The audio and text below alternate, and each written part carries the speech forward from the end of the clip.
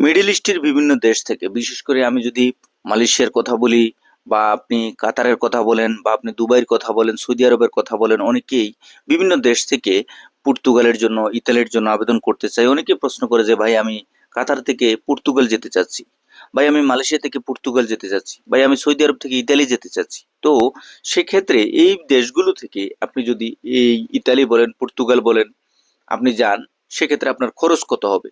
এখন খরচের বিষয়টা ভাই আপনি যদি একটু লক্ষ্য করেন, খরচের বিষয়টা হচ্ছে আপনি যার মাধ্যমে যাচ্ছেন, যার কাছ থেকে আপনি প্রসেসিংটা করতেছেন, উনি আপনার কাছ থেকে কত টাকা ডিমান্ড বা কত টাকা হাঁকিয়ে রাখছে।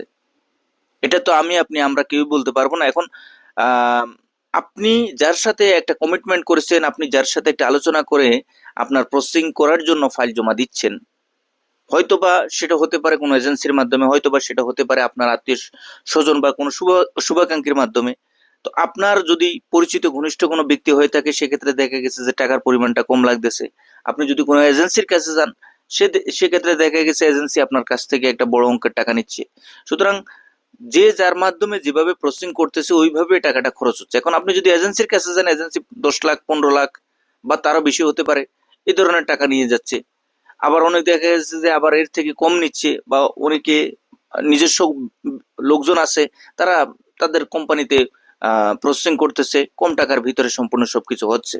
এখন টাকা যে লম্পা বা বিশাল বড় অঙ্কের একটা অ্যামাউন্ট লাগতেছে, এই অ্যামাউন্টটা কি কারণে লাগতেছে? এজেন্সির মতো কাজ করতেছে, কাজ করে তার যেই একটা ডিমান্ড, প্রত্যেকটা ক্লায়েন্টের পিছনে ভিসা হলে আমার এত ডিমান্ড, এই ডিমান্ডটা সে অবশ্যই কাজে লাগাবে এবং সেটাই আমাদের থেকে নিচ্ছে। সুতরাং এই বিষয়গুলো অবশ্যই আপনাকে বুঝতে হবে। ধন্যবাদ।